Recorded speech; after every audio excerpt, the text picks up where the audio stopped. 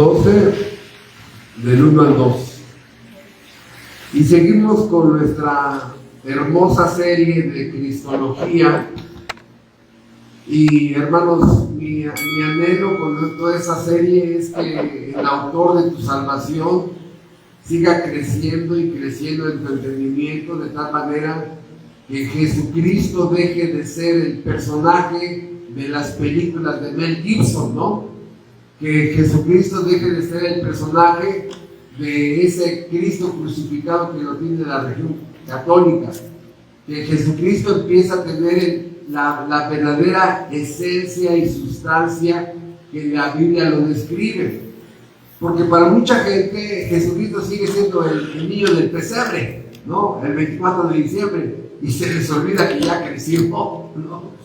Algunos lo siguen teniendo en la cruz y se les olvida que ya resucitó. Entonces es por eso importante esta serie de cristología, para que tu entendimiento esté completo, ¿no? En relación con la persona, vida y obra de nuestro Señor Jesucristo. Por eso hoy en esta mañana el tema es Jesucristo, el autor y consumador de la fe. Y el pasaje que vamos a pedir prestado es Hebreos 12:1.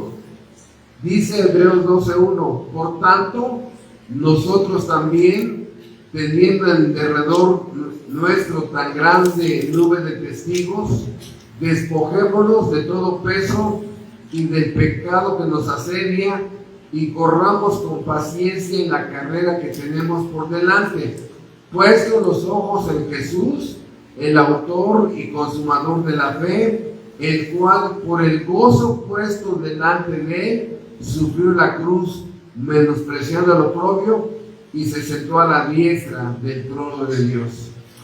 Bendito, eterno Rey soberano de la eternidad, Padre de nuestro Señor Jesucristo, te rogamos por los perfectos méritos de tu Hijo Jesucristo, que quieras bendecir con iluminación espiritual nuestra mente, para que nuestro Señor Jesucristo pueda ir creciendo en nuestras almas al entender más su gloria, su majestad, su resurrección, su deidad, todas las cosas que nos describe tu palabra, y nos demos cuenta del profundo respeto que merece ya nuestro Señor Jesucristo y la adoración que debemos de darle.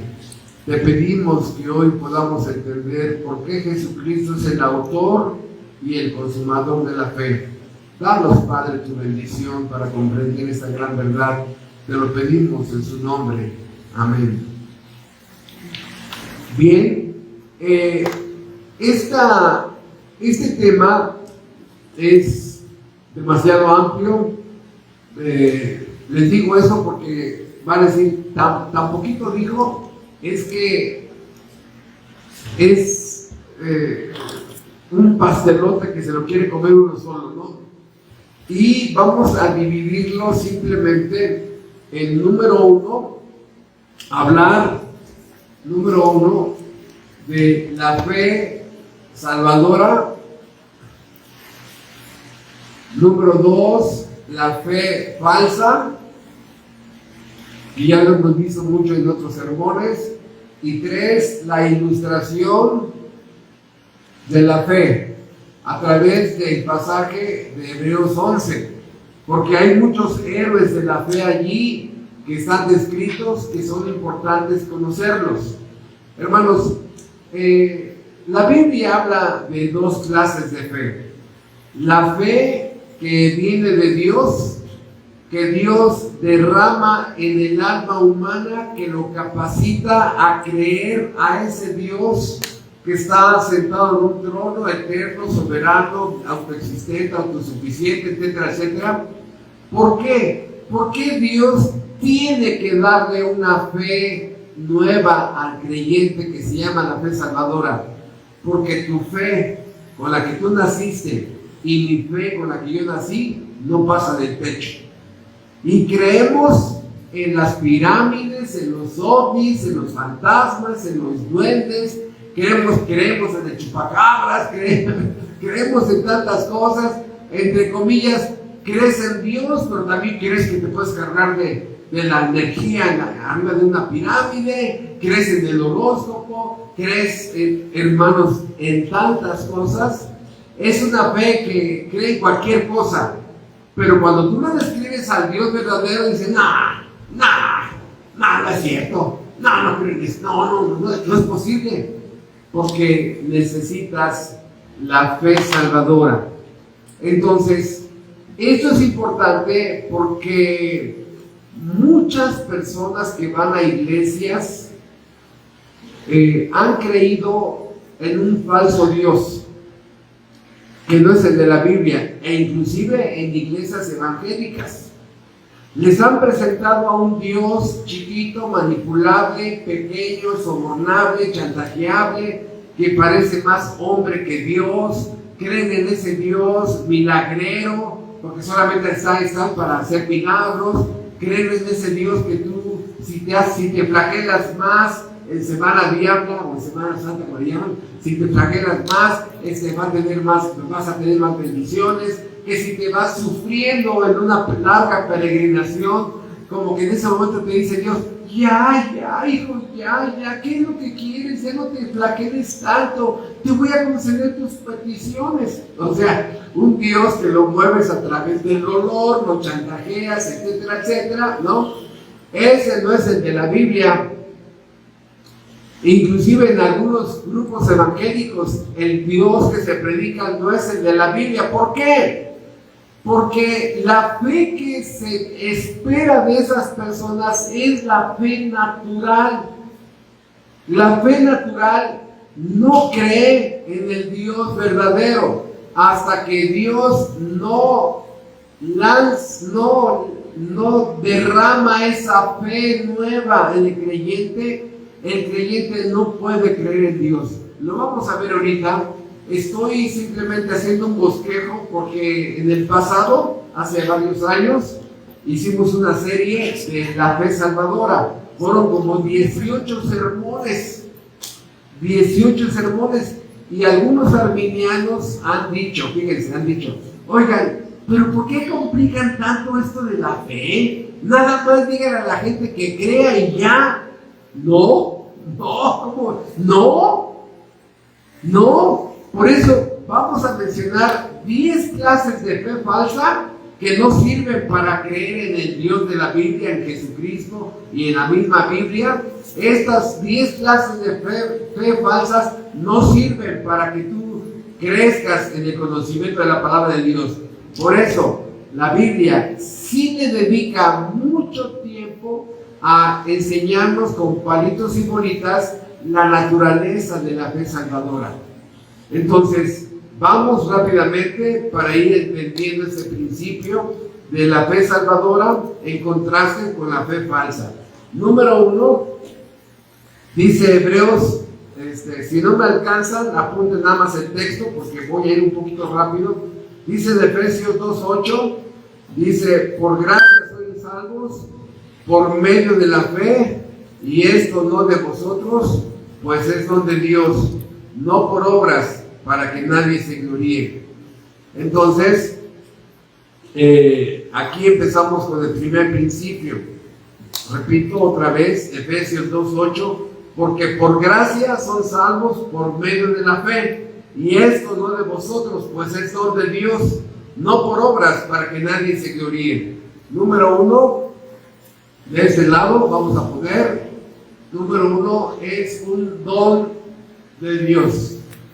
No, la fe salvadora es un don, un regalo, es un regalo que necesita darte Dios, no es un derecho.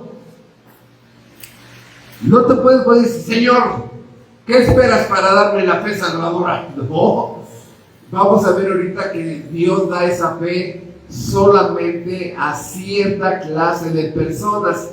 Y yo sé que va a decir, ya empezamos mal.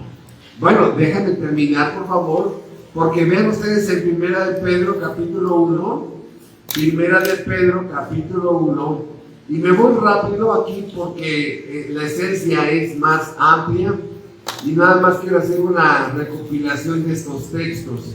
Dice el 1 de Pedro, capítulo 1, versículo 1 en adelante: Pedro, apóstol de Jesucristo, a los expatriados de la dispersión en el Ponto, Galacia, Capadocia, Asia y Bitinia, elegidos según la presencia de Dios Padre y santificación del Espíritu, para obedecer y ser rociados con la sangre de Jesucristo, gracia y paz os sean multiplicadas. Elegidos según la presencia. Y dice: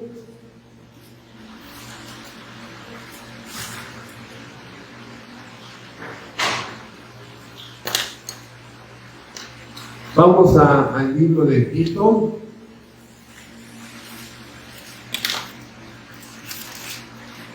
Pablo, capítulo 1 de Tito, Tito 1:1. Pablo, siervo de Dios y apóstol de Jesucristo, conforme a la fe de los escogidos de Dios y el conocimiento de la verdad que es según la piedad. La fe de los escogidos. O sea, número 2, la fe salvadora es solamente dada a fe a los escogidos. Si la persona es predestinada, se le considerará se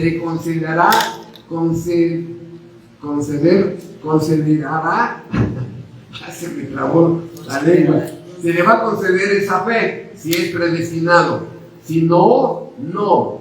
Es la fe de los elegidos. ¿Quiénes son los destinatarios de esta fe salvadora? Solamente los elegidos. Siguiente, el texto que estamos viendo ahorita, 3, que Cristo es el autor y el consumador de la fe. ¿A qué se refiere esto?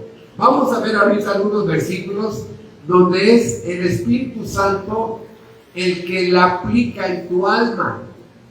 Es Dios Espíritu Santo el que la aplica en tu alma. Entonces, ¿a qué se refiere con que Cristo es el autor y el consumador? Muy sencillo: a que en la cruz de Calvario, uno de los tantos beneficios que Jesucristo obtuvo es hacerte predestinado, perdonado, justificado y salvado, y que todo el paquete de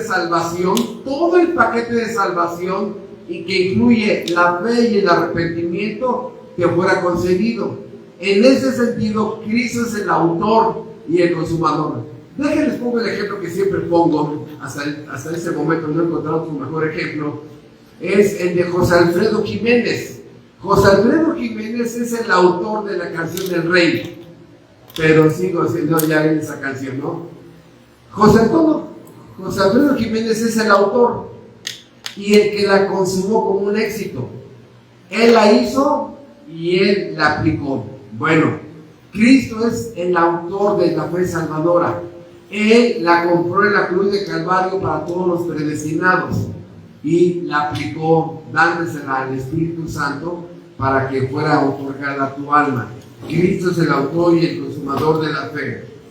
Dice en Efesios, por favor, capítulo 1, que esta fe salvadora es concedida a través del Espíritu Santo. O sea, número 4, es aplicada por el Espíritu Santo. Otra vez, Efesios 1, 13 y 14. Vean ustedes, Efesios 1, 13 y 14. En él también vosotros, habiendo oído la palabra de verdad. ¿Cuál es esa palabra de verdad? El evangelio de vuestra salvación. Y habiendo creído en él, ¿qué pasó? Fuisteis sellados con el Espíritu Santo de la promesa, que es las arras de vuestra herencia, hasta la redención de la posesión adquirida para la alabanza de su gloria. ¿Qué significa eso? Bueno, fíjate, número 1, habiendo oído, ¿qué es lo que oíste? El Evangelio. Cuando esa persona te predicó el Evangelio por primera vez y te quedas así como, ¿qué? Como venado lampareado, ¿qué? ¿No? Y creíste, dice, habiendo oído el Evangelio, y habiendo creído en Él, ¿qué pasó en esa persona? Fuisteis sellados, así como un sello que cae sobre la persona, y esa persona es sellada con el Espíritu Santo de la promesa.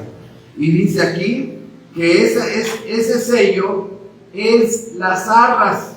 ¿Qué es eso de las arras? Es el depósito, es la promesa de que Él va a cumplir en ti todas las promesas de salvación. Estas arras es una prenda que se deja en garantía, un depósito.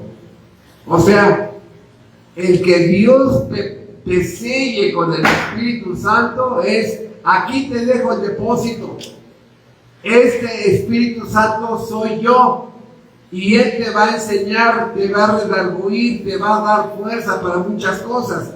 Entonces, es aplicada por el Espíritu Santo. Yo espero que mientras voy anotando todo eso, hermanos, se den cuenta que no se trata, como en algunos grupos evangélicos, decir: hermanos, que tengo mucha fe, no. Espérate, la fe no está en los gestos que hagas tu cara. No, hermanos, que yo tengo una fe tremenda, tengo una fe muy poderosa. Escuchen, hermanos.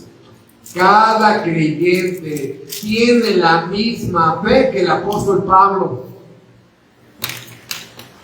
O sea, a nadie se le da más fe. Es el mismo concepto que tiene cada creyente, que es la fe salvadora. El problema es que hay más incredulidad en ti que credulidad. No quieres creer y no quieres creer. Ese es el problema. De tal manera que aquí lo que estamos viendo es que Dios deja este depósito, esta prenda, esta garantía. Dice que las arras de nuestra herencia hasta la redención. O sea, hasta que venga la muerte y se te vea un cuerpo glorificado. Hasta ese día va a estar el Espíritu Santo en tu vida. Entonces, se están dando cuenta que no es aquí de que yo tengo mucha fe, que yo siempre he creído, yo desde chiquitito he creído. No. Esto es algo muy especial. Por eso, esta fe, en quinto lugar, es una fe que involucra los tres elementos de la personalidad humana. ¿A qué me refiero? Los tres elementos de la personalidad, porque Cristo así lo describió. Una persona es lo que piensa, lo que siente, lo que es, lo que decide, ¿no? Y cada persona pensamos diferente, sentimos diferente y expresamos diferente, pero el Espíritu Santo aplica la fe a esos tres elementos. A tu mente, lo que piensas, empiezas ya a pensar diferente. A tus emociones, lo que sientes, empiezas a tus emociones a ser diferentes. Y lo que escoges. Estas tres palabras son afectadas por la fe. Ya no piensas diferente, empiezas a ser programado con la Biblia. En tu mente empieza a ser configurado con los principios y valores de la Biblia, de tal manera que te das cuenta que eso es lo correcto. Y escuchen, hermanos, es una de las cosas maravillosas de la fe cristiana. La razón, la facultad más alta de la mente humana.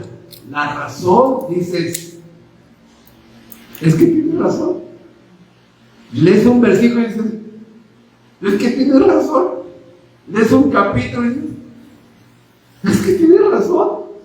Por eso la fe es aplicada a la mente y tú empiezas a entender, a darle la razón a la Biblia, de tal manera que empieza a acontecer algo interesante. Dice, no, sí, este pasaje está bien, yo estaba mal.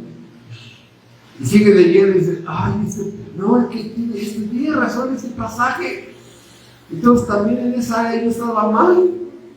Y sigue leyendo Porque la fe empieza a aplicar en tu pensamiento, en tus emociones.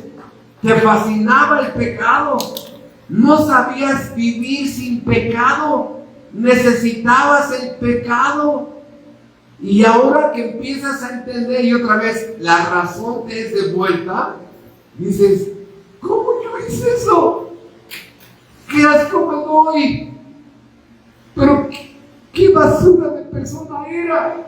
Me autocondeno, me autoflagelo, me autorrepruebo. ¿Qué más? Era una porquería, ¿no? Ya las emociones ya no son las mismas. De tal manera que, escucha, lo que piensas y lo que sientes afecta lo que escoges. Y empiezas a escoger otro tipo de cosas. Todo eso es lo que la fe produce en tu vida. Otra vez, ¿así actúa la fe natural? No, hermanos. Por eso, estos principios son importantes tenerlos presentes, porque en muchas iglesias que no predican la fe salvadora, la gente sigue pensando como si fuera la fe que siempre han tenido. No, hermano, yo siempre he creído en Cristo desde chiquito. Es más, desde chiquito hasta me bautizaron y yo creía en Él. A los 3 meses ya creía en Él, ¿no? A los 8 años ya hizo su primera comunión y ya creía. Por favor, ¿no? Por eso, esta fe, en sexto lugar, cree en los oficios de Jesucristo. Ejemplo, esta fe cree que Cristo es el amo, el Señor. Esta fe cree que Cristo es mi sumo sacerdote. Él intercede por mí ante el trono. Esta fe cree que Jesucristo es el Salvador. Él me salvó. Esta fe cree que Cristo es mi profeta. Él es mi maestro. Esta fe cree que Cristo es el Rey. Él es el Rey. Punto. No discuto. O sea, vean ustedes este dibujo que siempre pongo en relación con la fe. La fe, les he dicho a ustedes, son los ojos del alma. Este es un ojo visto de perfil. Estas son las pestañas. Y de este lado, esta es la pupila. De este lado, ¿qué es lo que ve la fe siempre? Ve lo que Dios es, lo que Dios dice, ve lo que Cristo es o lo que Cristo hizo, y ve lo que la Biblia dice, de tal manera que la fe del alma, que son los ojos del alma, solamente ve, tiene ojos para lo que Dios dice, tiene ojos para lo que Cristo hace, y tiene ojos para lo que dice la Biblia. Allí descansa la fe. Es todo lo que necesitas saber. Por eso, cuando una persona tiene fe en esos 3 objetos, porque esos 3 objetos son los objetos de la fe. Sí, vamos a ponerlo acá en séptimo lugar. Los objetos de la fe. ¿En qué cree? En lo que Dios dice, en lo que Cristo hizo y lo que la Biblia enseña. La fe no tiene ojos para más. Y aquí es donde me quiero detener para que podamos todos comprender la fe natural. La fe natural cree en los ovnis, cree en el chupacabras, cree en los fantasmas, cree en la lotería, le cree en los casinos, le cree a lo que dice tu abuelita, cree en la resurrección, cree en una lista de cosas, cree en 1000 cosas. La fe salvadora solamente tiene 3 objetos. Repito, lo que Dios, Cristo y la Biblia son y dicen. Por eso, la fe salvadora, en octavo lugar, produce frutos.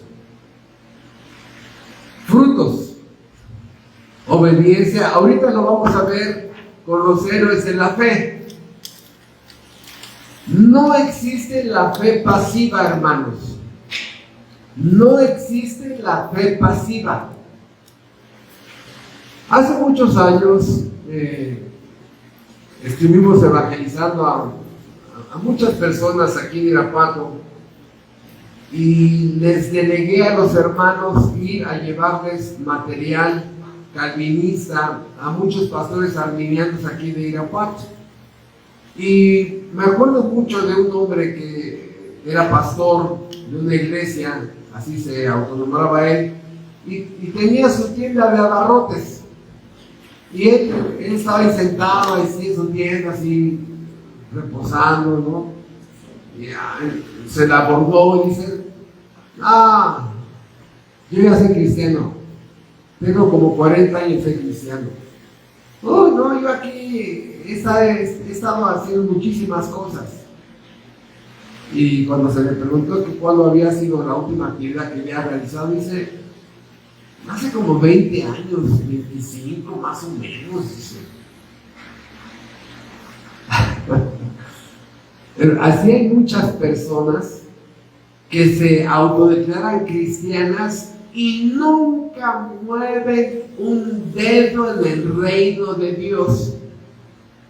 Que gente que asiste a la iglesia, domingueros, calentacillas, sugestionados, simpatizantes, religiosos, hemos dicho que son cristianos pirata, tan falsos como un billete de 23 pesos, ¿verdad? Que se autodenominan verdaderos cristianos y son más falsos que otra cosa, hermanos. ¿A qué me refiero? Porque que la fe verdadera produce frutos. Hermano, una persona que tiene 2 años de asistir a la iglesia, a una iglesia verdadera, y no produce frutos, dices: Dios no tiene hijos enanos.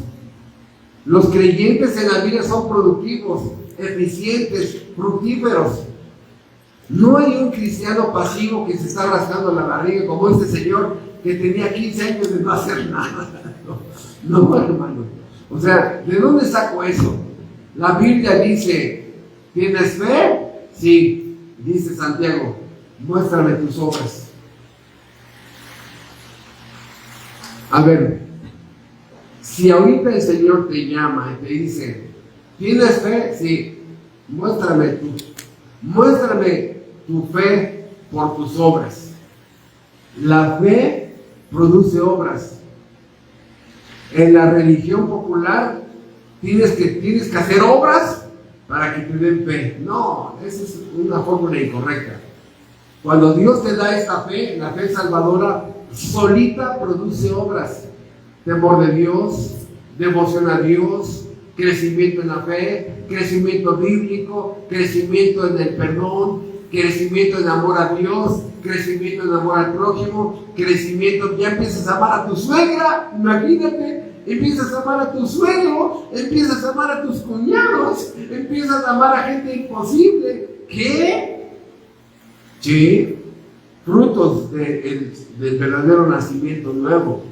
Empiezas a predicar el evangelio, te vuelves pescador de hombres, te vuelves un verdadero hijo en la fe, te vuelves un soldado, te vuelves un atleta espiritual. Todas estas figuras que la Biblia habla de un cristiano activo.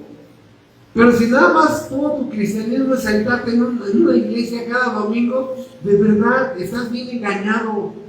En serio, estás bien engañado. Bien engañado. Por eso, la fe salvadora, al año, a los 2 años, esa persona empieza a dar frutos. No se queda aplastada en una iglesia. Entonces, este arrepentimiento de ese lado vamos a ponerlo acá. Esta fe salvadora produce, la Biblia dice, un arrepentimiento. En noveno lugar, esta fe salvadora produce un arrepentimiento verdadero. ¿Sí? La Biblia dice que, al arrepentimiento verdadero, la Biblia le llama arrepentimiento para salvación o le llama arrepentimiento para vida. Son los 2 nombres que la Biblia le da al verdadero arrepentimiento. De tal manera que todos los pasajes donde dice que hubo fe, implica que hubo arrepentimiento. Y en todos los pasajes donde dice que hubo arrepentimiento, hubo fe. Entonces, no puedes decir que tienes fe si no te has arrepentido? O sea, un adúltero, no, yo sí ya creí en el Señor Jesucristo, y sigues con tu amante, bueno, o sea, es que yo creo que no hay problema, o sea, yo creo que sí puedo vivir así. No. Tener la fe salvadora implica que ya le diste la espalda a toda la basura que había en tu alma. Y cuando tienes arrepentimiento es porque creíste. Para que tengas una idea, en el nuevo nacimiento, cuando la persona nace de nuevo, la fe y el arrepentimiento es una moneda de dos caras. Donde está una, está la otra. Sí, trabajan siempre de forma así, bilateral.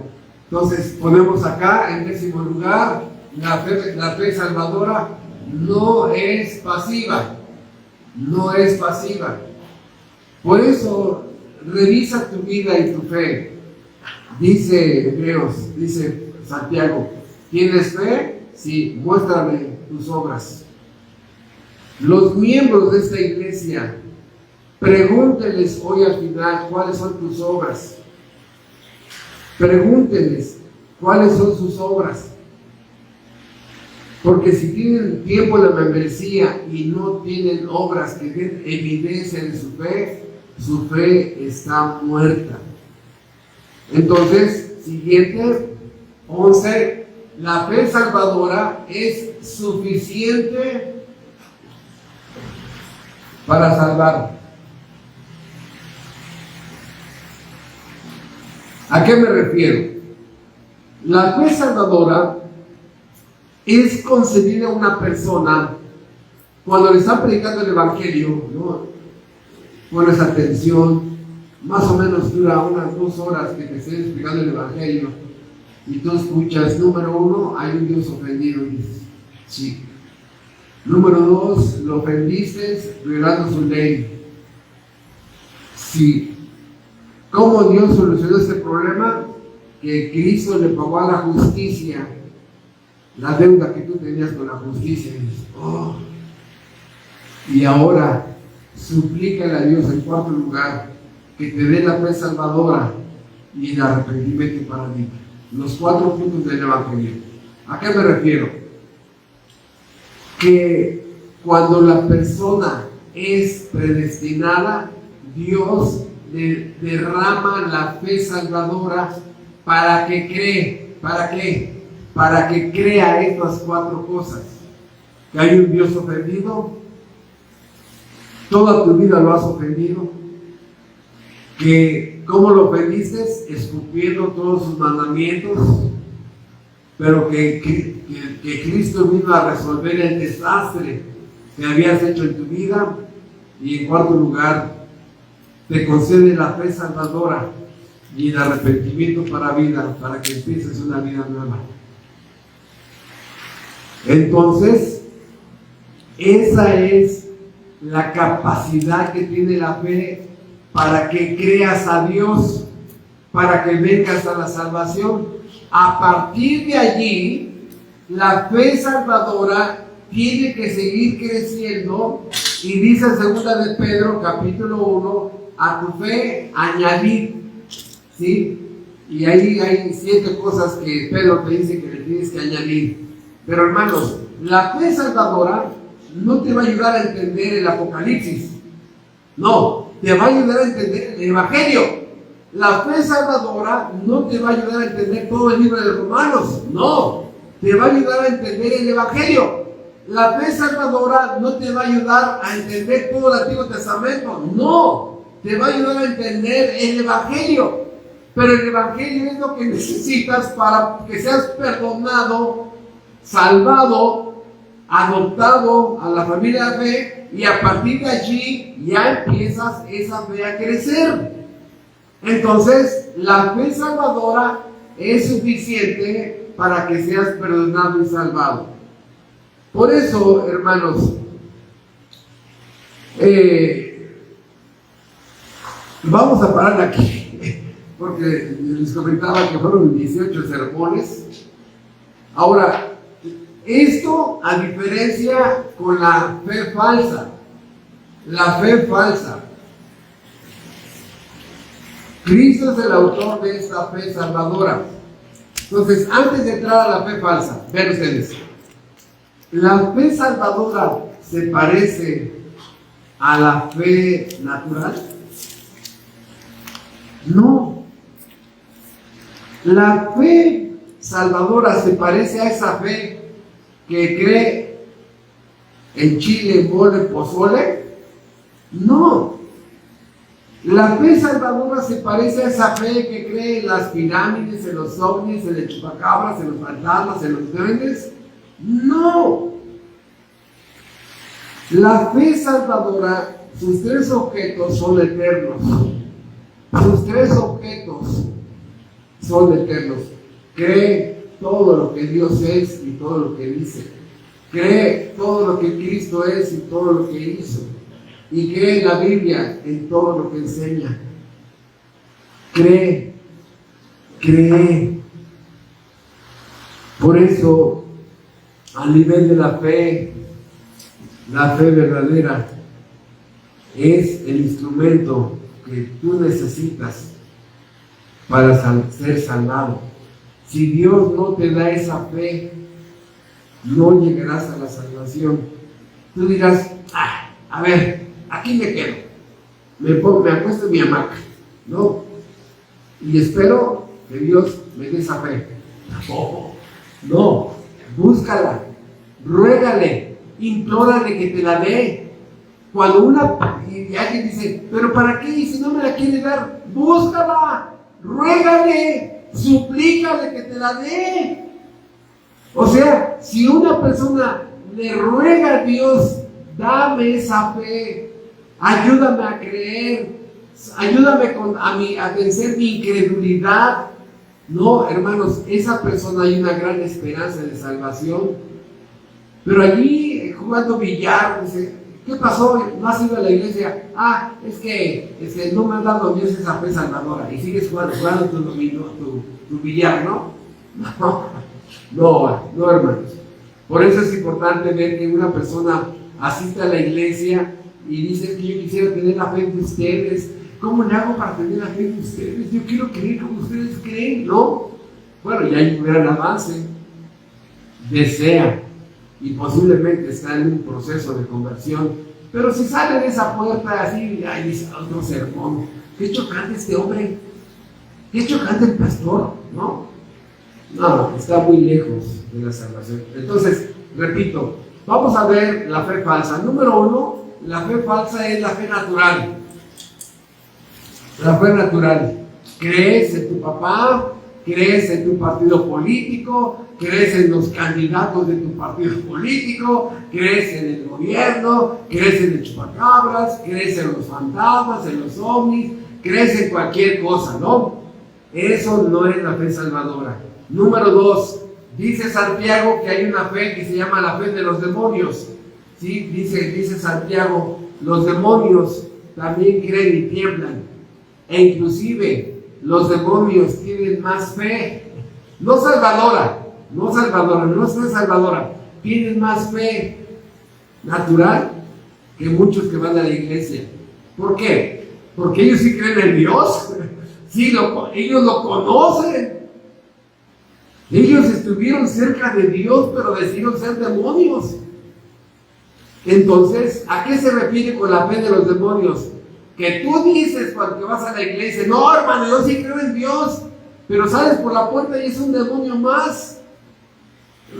Pornografía, tranza, alburero, ratero, maldiciente, borracho, drogadicto, otro demonio más. Es la fe de los demonios. También la fe muerta.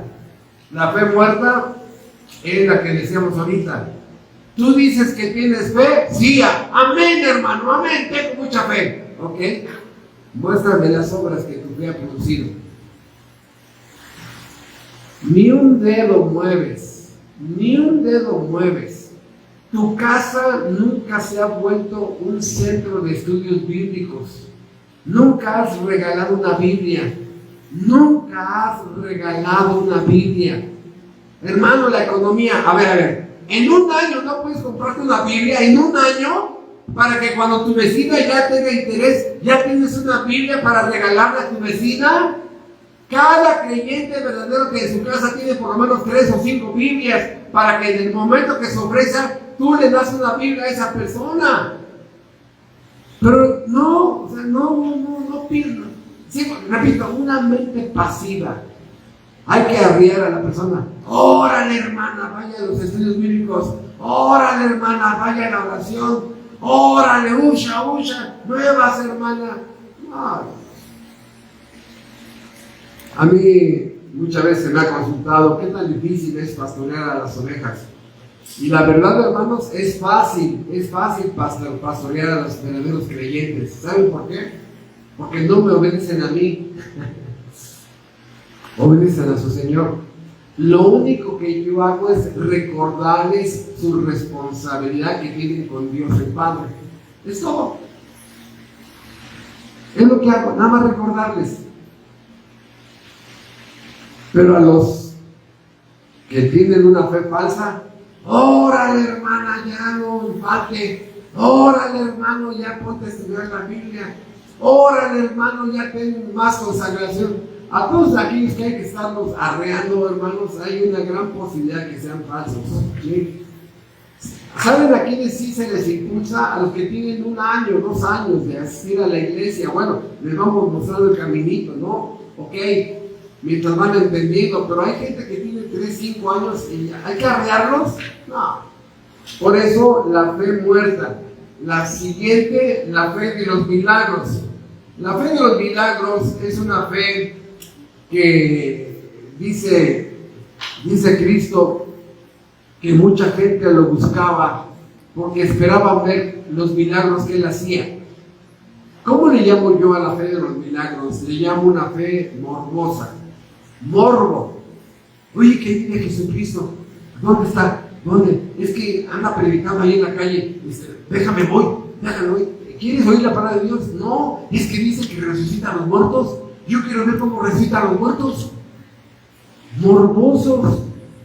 Y así, hace algunas décadas, que en tal iglesia hay resurrecciones. ¡Qué bárbaro! Un día nos visitaron allá en México, donde vivíamos, unas personas que en su iglesia había milagros, que el Espíritu Santo les tapaba las caries con amalgamas de oro. Yo estaba escuchando a la persona. No, hermano, fíjese lo que me dijo. No, hermano, me dice, ¿qué crees que también pasa en nuestra iglesia, hermano? Digo, ¿qué? Dice, si en ese momento una persona tiene el pie más corto que el otro pie, hasta se escucha cómo truenan los huesos porque se le está nivelando el pie más corto. Yo entreví y dije, ¿de cuál te fumaste, hermano? No, ¿de cuál te fumaste? Porque esa es la fe de los milagros. O sea, ese es un espectáculo barato que muchas personas, muchos pastores usan para llevar a gente a sus iglesias, ¿no? Bueno, a sus grupos, mejor dicho. También está la fe trastornable. La fe trastornable es una fe que se puede romper. De pronto, la persona cree en ovnis, en fantasmas, en duendes, y te dice, ¿qué crees? Y en Diosito, ¿no? Y dice, ¿qué crees que se demostró la vida en Marte? ¿Qué? ¿La Biblia no dice eso? Sí, ya se demostró la vida en Marte. Oye, entonces la Biblia falló. La Biblia es una mentira. Y empiezan a decir eso, ¿no? Le trastornan su fe. La fe natural la trastornan con cualquier ilusión, fantasía, mentira. La trastornan, ¿no? Le mueven y hoy sí cree y después no cree y después sí creyó más. No, hermanos.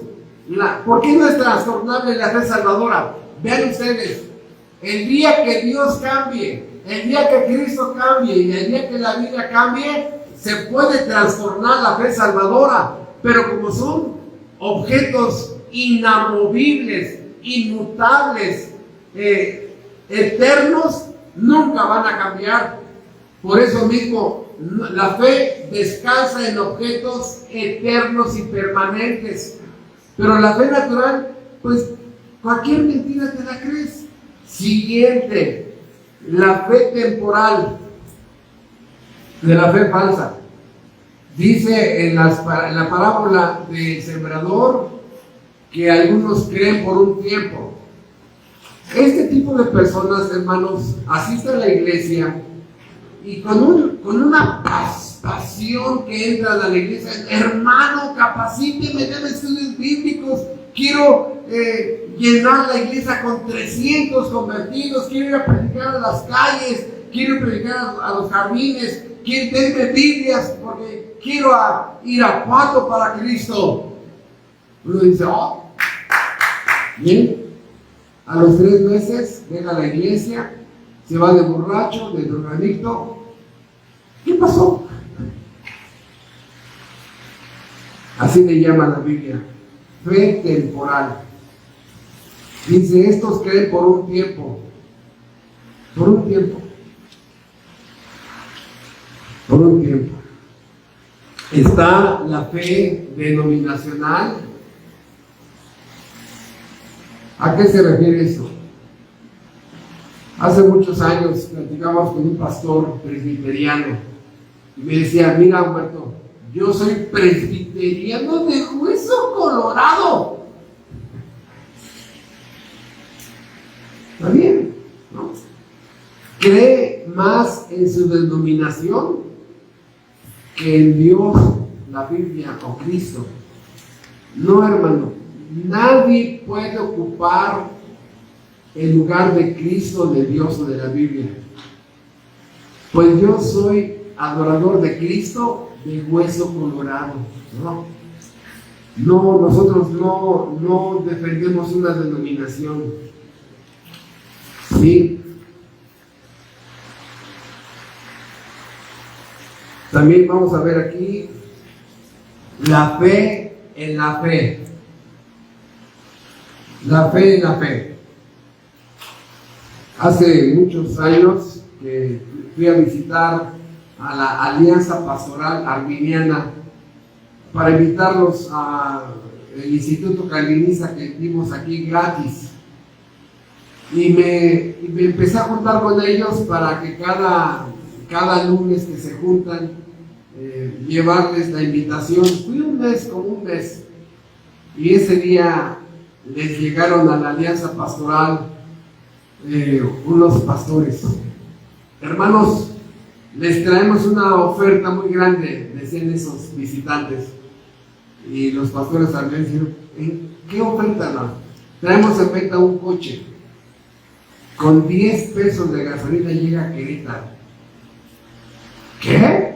Sí, no. Mire, hermano, usted siéntese en su coche, agarre la volante y tenga fe en su fe, que su fe va a hacer que con 10 pesos llegue a Querétaro. Ay, no, de verdad, se la fuman bien verde, hermanos, de verdad. Es irracional. O sea, de verdad, una persona intoxicada con marihuana, una persona intoxicada puede estar diciendo ese tipo de tonterías.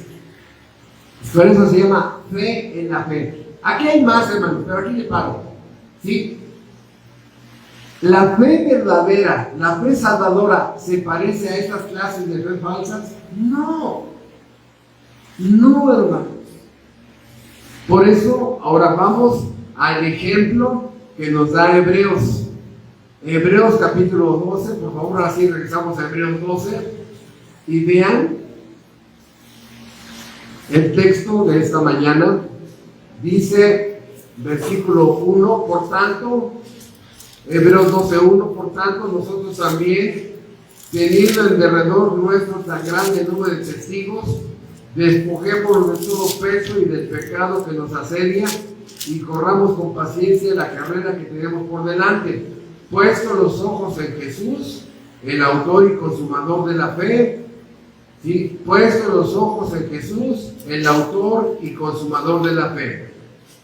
Este pasaje, hermanos, describe a la vida cristiana como un maratón. ¿Sí? Dice que corramos con paciencia. La carrera de 100 metros contra el reloj no se corre con paciencia, se corre con desesperación y agonía. ¿Sí? La carrera contra obstáculos se corre con agonía, porque vas brincando un obstáculo y vas brincando otro obstáculo y te da la persona de la estafeta y corres pero como desesperado. La única carrera con paciencia es el maratón, porque tienes que ir administrando tu oxígeno, tu cansancio, tu agotamiento, el agua. ¿Sí? Tienes que ir corriendo con inteligencia, de tal manera que aquí la Biblia nos dice que teniendo tan grande el número de testigos, ¿sí? Corramos con paciencia la carrera que tenemos por delante. Cuando tú, hermano, cuando tú y yo nacemos de nuevo, Dios nos coloca en un estadio para iniciar una carrera de maratón. Más de 36 kilómetros. ¿Sí? ¿A qué me refiero? Que vas a ir corriendo, ¿no? Y solamente hay una meta en tus ojos. ¿Sí? Número uno, el enfoque. Solamente hay un enfoque. Puesto los ojos en Jesús, el autor y consumador de la fe. Cada persona en esta vida que vive inteligentemente, vive y trabaja por una meta, ¿sí? Económica, familiar, laboral, académica, profesional. Cada quien, según cada quien, tiene su propia meta. Algunos de una forma bien equivocados, otros centrados y otros con codicia. Pero cada quien tiene una meta. De tal manera que el creyente se mete a esa carrera y empieza a correr, siempre mirando a una persona, Jesucristo. La Biblia enseña que hubo un momento donde en la noche venían de la barca los apóstoles y de pronto los alcanza Jesucristo caminando sobre las aguas y todos se espantan. ¡Ay! No, se espantan de ver a un hombre caminando sobre las aguas. Imagínate el susto, ¿no? Total, que Pedro le dice: Señor, si eres tú, manda que yo vaya hacia ti. Y ahí Jesucristo, caminando sobre las aguas, le dice: ven. No, y Pedro, mirando a Jesucristo, empieza a caminar sobre las aguas. O sea, empieza a hacer algo ajeno a un ser humano. Y dice, y que en ese momento empezó a soplar el viento, y dice, y Pedro, viendo el fuerte viento, ¡pum!, se empezó a ahogar. Y Cristo le extiende la mano, ¿no? Y le dice: ¿por qué dudaste? Cuando tú dejas de ver la meta, como jefe de familia, como esposo, como padre, como empleado, como empresario, como ser humano, como cristiano, cuando tú dejas de ver la meta, ya estás perdido. O sea, vas en el carril y de pronto dice: y el corredor de este carril, andan las gradas allá, míralo. ¿Y qué hace allá en las gradas? Él tiene que ir en este carril, anda todo perdido, y esa mujer está allá vendiendo palomitas. ¿Pero quién la puso a vender palomitas si está en una carrera? ¿Y dónde están los demás corredores? Mira, uno está comiendo hot dogs, el otro está allá durmiendo. ¿Cómo creen? ¿Cómo creen? Por eso, puesto los ojos en Jesús. Pero escucha, número 2, para entender que debes de perseverar en la meta, en la carrera, número 2, tienes que entender que necesitas energía. Todos los atletas de alto rendimiento, su dieta es increíble. ¿Sí? Solamente alimentos que nutren y que dan la fuerza, que potencializan el metabolismo para que tengan mucha energía. Bueno, hermanos, ¿cuál es la energía que me va a ayudar a mantenerme corriendo más de 36 kilómetros de la vida cristiana? Mi esposa y yo tenemos 38 años que Dios nos ha dado el privilegio de servirle. ¿Sí? ¿Cuál ha sido la energía para que mi esposa y yo podamos servir tantos años? Muchos de ustedes tienen muchos años también. ¿Cuál ha sido la energía? Número 1, Dios Espíritu Santo. Él en nosotros. Número 2, Cristo, el consumador, el que consuma la fe en nosotros. 3, su gracia, la gracia como poder. Estos 3 elementos, Cristo, Espíritu Santo, su gracia, es la energía que necesitamos para seguir corriendo. Porque la primera pregunta que te va a decir, bueno, ¿y de dónde saco esa energía? Es Dios mismo, hermanos. Escucha, dice Hebreos 13 al final, es Dios, así lo dice, Dios produciendo en nosotros el querer como el hacer. Él es nuestra fuente de poder. Él es nuestra fuente de energía. Por eso, yo espero que Dios me llame a su presencia dando un testimonio bíblico. Yo sé que se van a espantar los hermanos, que se acaba de morir el pastor, ¿no? Pero yo quisiera que Dios me diera ese privilegio de morir en un sermón, en un estudio bíblico, o cuando voy a un estudio bíblico, ¿no? De que en su obra, haciendo su voluntad, todos nos vamos a morir, hermanos. Pero qué privilegio morir cuando estabas sirviendo a tu Dios, sirviendo a tu Dios. Por eso, aquí otra vez regresamos al estadio, ahí corriendo como maratón, con la energía de Dios Hijo, Dios Espíritu Santo, su gracia como poder para perseverar. Solamente hay una meta mirando a Cristo. Dice, despojándonos de todo peso. O sea, las envidias es un peso con el que vas a cargar.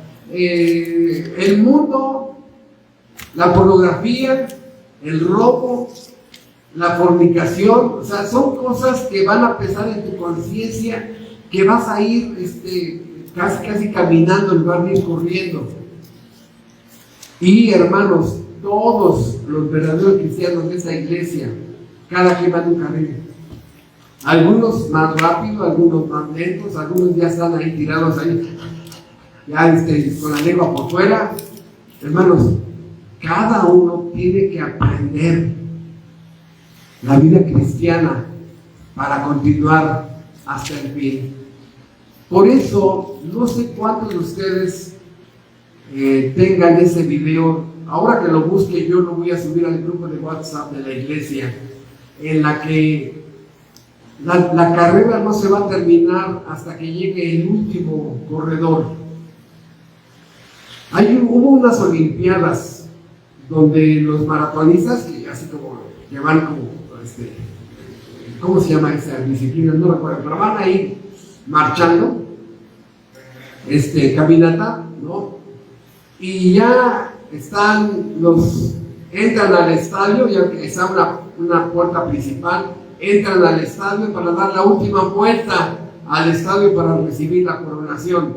Entran, ya se lleva a cabo la coronación, ya, pero falta uno que viene bien lejos, ya va así engarrotado con las piernas, todas las piernas ya se las tienen tumidas, adoloridas, y va caminando y decretan que tiene que esperar a que venga el último. Viene haciendo un esfuerzo supremo. Cuando tú ves la escena, te pones a llorar, hermano. de que esa persona no se dio por vencida, el dolor no lo venció, él estaba superando el dolor, la aflicción, la soledad, de que aparentemente ya todo el mundo se había ido y que su esfuerzo iba a ser en vano, pero él continuaba así como robot, entra al estadio y se pone a llorar de ver la ovación de todo el estadio aplaudiéndolo, que nunca se dio por vencido, que perseveró hasta el final, que había una fuente de energía que lo hacía seguir adelante, venciendo el dolor que él tenía. Así cada cristiano va en su carril hasta el final. Y la carrera no se termina hasta que llegues a la meta. Eso es importante que lo entendamos, que Cristo es ese autor y ese consumador de esa fe que te ayuda a perseverar, que aunque otros han llegado sanos y salvos, tú también puedes llegar sano y salvo. ¡Qué gloria es esto de lo que Cristo es el autor y el consumador de la fe! Ahora, en este estadio, ¿quién es el público? ¿Quiénes son los que están viendo? No, es una figura, los que están en el cielo no están mirando a la tierra, pero es una figura para describir. Dice, teniendo tan grande el número de testigos, ¿quiénes son esos testigos? Todos los héroes de la fe del capítulo 11 de Hebreos. Se los voy a decir rápidamente quiénes son los que están allí.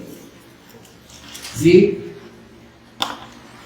Número 1, Abel. Número 2, Enoc. Número 3, Noé.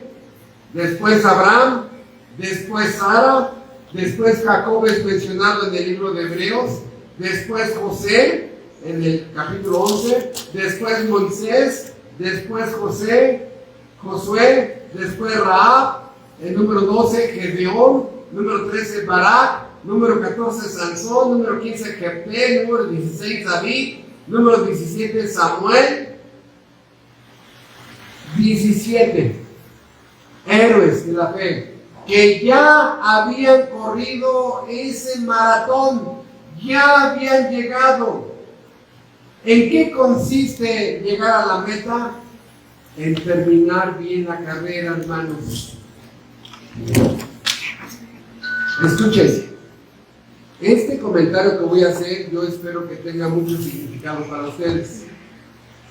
Un día en una reunión de pastores, estoy hablando de hace cientos de años, un pastor dijo: yo prefiero sepultar a un cristiano que bautizarlo. Y todos los demás, ¿qué? ¿Por qué dices eso, Willis? ¿No? Porque cuando se bautiza a un cristiano, no sabes qué va a pasar con él, no sabes si va a perseverar, no sabes si se va a consagrar, no sabe uno si va a tener devoción a Dios, no lo sé. Pero cuando sepultas a un cristiano que perseveró y que caminó bien en la carrera de la fe, qué gusto te da sepultar, ¿no?, a un hermano que terminó fiel, victorioso sobre el pecado hasta la muerte. Dice, por eso prefiero sepultar a un cristiano, porque ya veo el resultado de Dios en él. Hermanos, todos estos hermanos que estoy mencionando estaban ahí.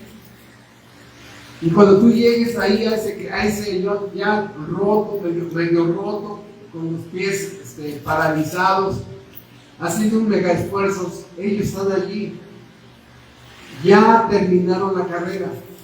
Esa es la victoria. Terminar la carrera íntegro. Terminar la carrera irreprensible. Que el Señor Jesucristo te diga: entra al gozo de tu Señor, siervo fiel, digno de confianza. Por eso el apóstol Pablo decía: prosigo a la meta. El apóstol Pablo, este león, ¿no?, espiritual, todavía iba corriendo cuando él estaba escribiendo esa carta a la que se los escribe a los filipenses, prosigo a la meta, todavía iba en su carrera de maratón, prosigo a la meta. para alcanzar el supremo llamamiento que es el Dios de Cristo Jesús. Él es mi meta. Él, ser como Cristo, crecer a la estatura de mi Señor Jesucristo. ¿No? De tal manera que ahí va el apóstol Pablo, y casi, no me interrumpan, por favor, yo quiero seguir y terminar mi carrera. Y quiero ya dirigirme hacia la aplicación. Muchos de los que asisten a la iglesia ni siquiera han bajado a correr. Están sentados criticando. ¿Ya viste? El hermano fulano, mira, está corriendo bien feo. Mira que parece loco, mira, corrió bien rápido. Mira, es que va bien lento. No, es ese tipo de gente que va a la iglesia hipercriticones, ¿no? Critican y comen gente a discreción, ¿verdad? Y es lo único que hacen al ir a un culto, comer gente. Pero la pregunta es, a ver, bájate y agarra tu carril. Eso no es para mí. Eso no es para mí. Ni creo en eso. Pero bien que sí, que come gente, ¿no? Hermanos, eso es mucha gente que va a las iglesias. Número 2, los que ya bajaron, gracias a Dios que fueron regenerados y todavía no saben qué hacer o cómo correr la carrera de la fe. Todavía no saben. Porque aquí, en Hebreos capítulo 11, se dan más de 15 definiciones de lo que es la fe. ¿Qué? ¿Sí? Más de 15 definiciones de lo que es la fe. Hebreos capítulo 11 empieza con una definición de la fe. El versículo 1 dice el autor de Hebreos: la fe es la certeza de lo que se espera, la convicción de lo que no se ve. Vean ustedes, una de las definiciones de la fe tiene que ver con lo invisible y con el futuro.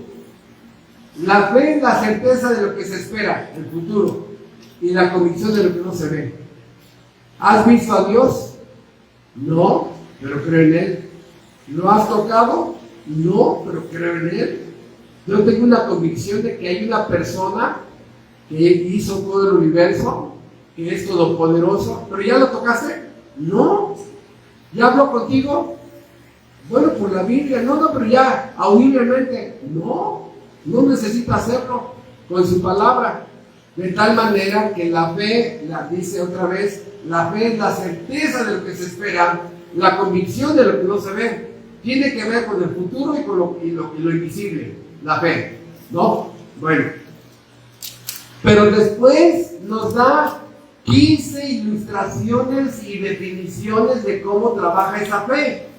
Por ejemplo, en el caso de Abel, dice que ofreció un mejor sacrificio. ¿Qué significa eso? Bueno, en el Antiguo Testamento iban los judíos, ya con eso terminamos, hermanos, ya con eso terminamos. En el Antiguo Testamento el judío llevaba el sacrificio.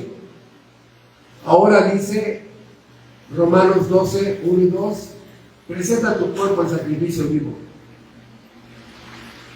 Y eso es lo que a muchos cristianos no les gusta. Hermano, si tú eres nacido de nuevo, ahora tú eres el sacrificio. ¿Qué? No, ¿cómo es el pastor? No, a mí no. ¿Sí? Tu familia te va a comer vivo, cuando vean tu fe. Tus hijos, tus hijas te van a comer viva, te van a comer vivo.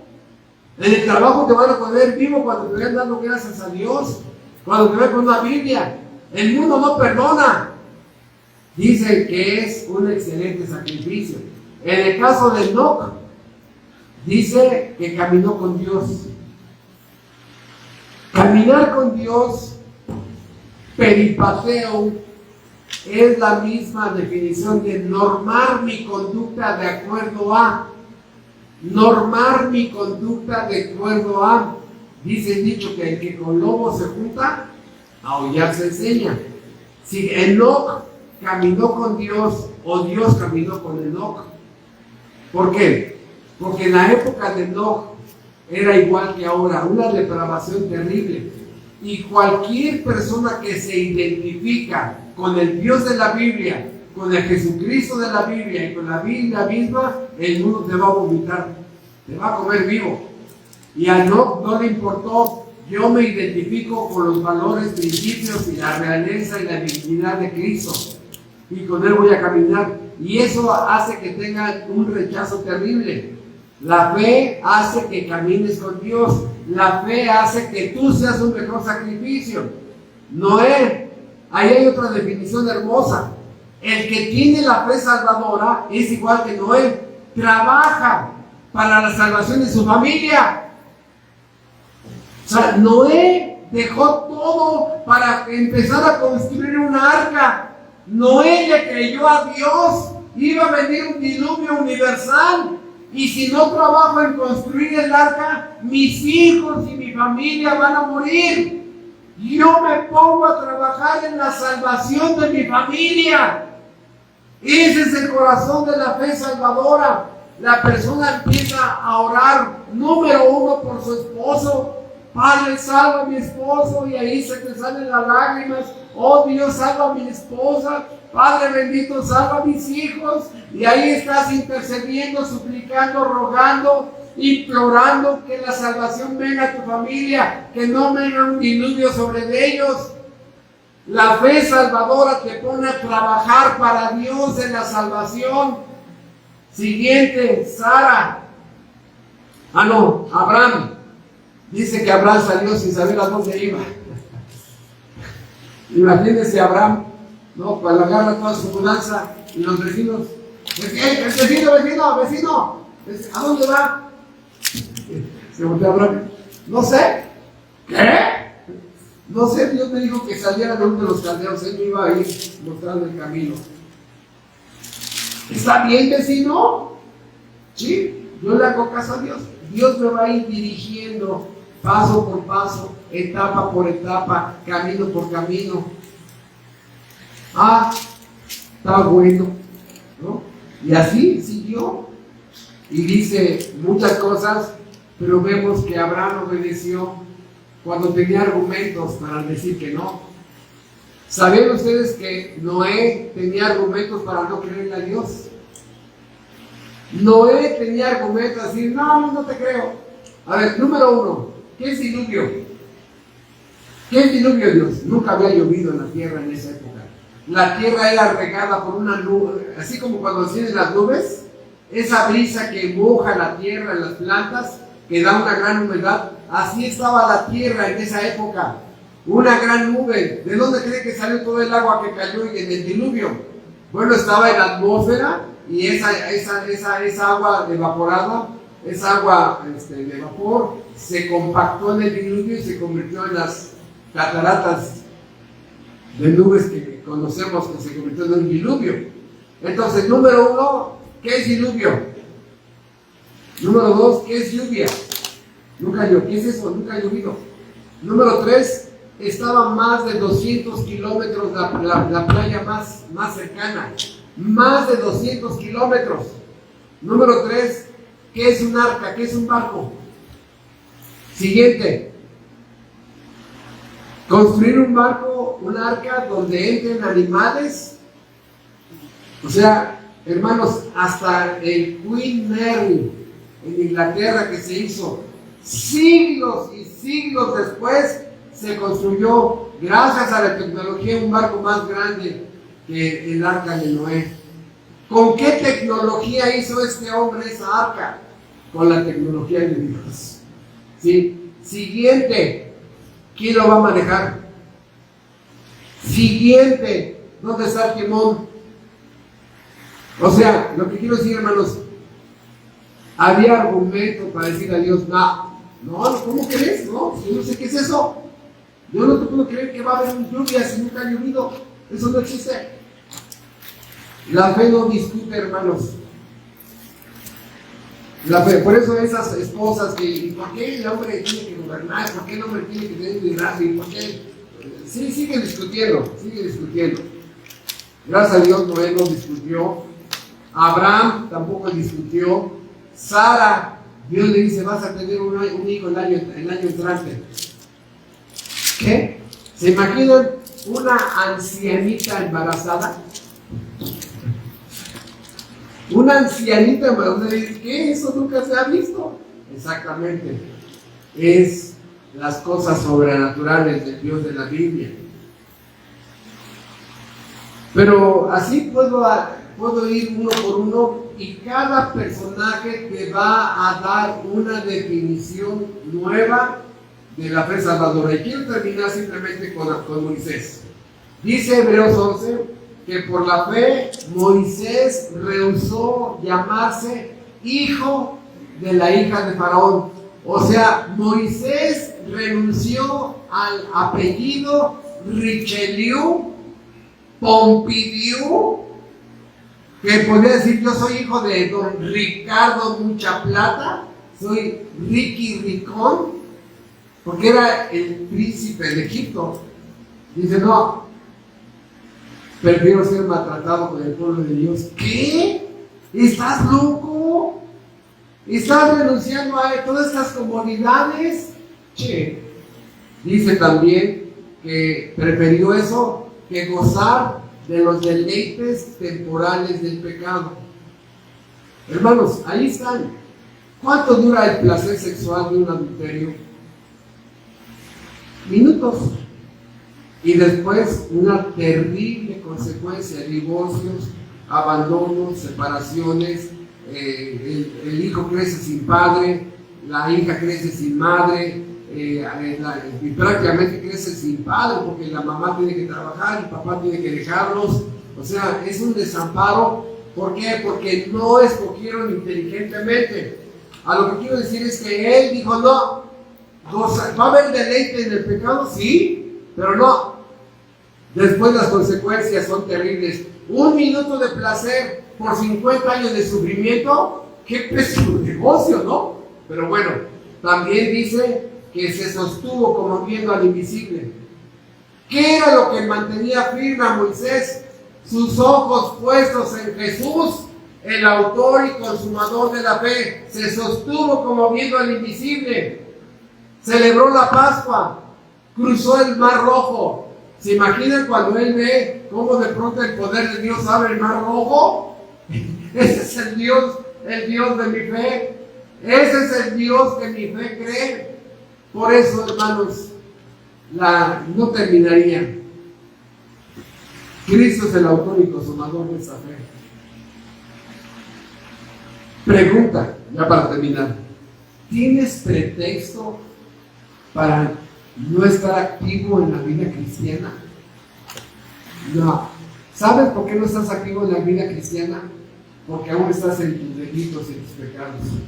Tienes una fe falsa, te enseñaron un falso evangelio, te enseñaron estabas en una falsa iglesia, un falso pastor, una falsa enseñanza.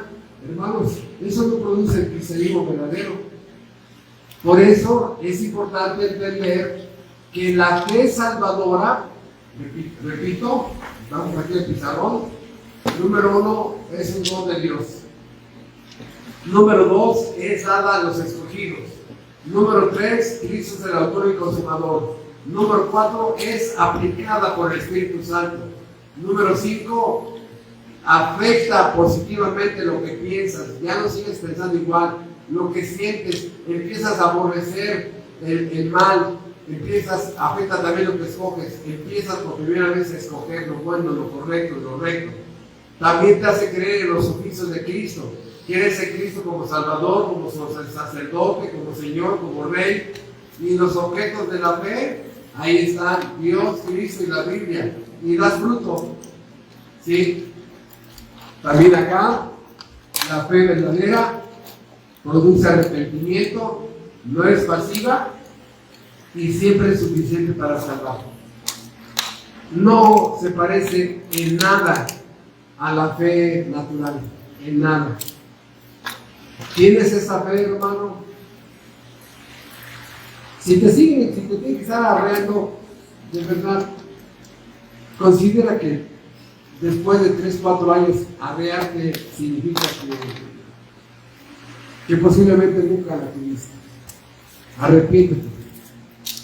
Arrepiéntete de tu falsa fe y suplícale a Dios que te dé esa fe salvadora. Esa fe que te hace adorar al Dios eterno, vestido de majestad. No te tardes, no mueras sin Cristo, no mueras sin Cristo. Bendito Dios, en el nombre de tu Hijo Jesucristo te agradecemos la dicha de contemplar a Jesucristo como el autor y el consumador de la fe. Gracias a su sacrificio, Él compró la fe salvadora para nosotros. Gracias a su sacrificio en la cruz, también compró el verdadero arrepentimiento. Él nos lo compró a nosotros y tu Espíritu Santo la aplicó en nuestras almas y en nuestros corazones. Gracias, Señor, porque desde ese día que tu mente quedó instalada en nuestras almas, empezamos a pensar diferente hacia lo correcto. Empezamos a sentir amor por tus cosas y aborrecimiento por el mal. Y empezamos a escoger lo bueno, lo recto y lo correcto. Gracias, Señor, porque esa fe salvadora no nos ha permitido estar rascándonos la panza en tantos años. Nos ha ayudado a estar activos, corriendo en nuestro carril, cada uno su carrera, hasta el día que nos llames a tu presencia. Te damos las gracias, bendito Dios, por la fe salvadora. Y te rogamos que a nuestros hijos, a nuestros seres queridos, te compadezcas y les des esa fe, para que también crean, como Pablo, como Pedro, como los héroes de Hebreos capítulo 11. Te lo suplicamos en Cristo Jesús. Amén.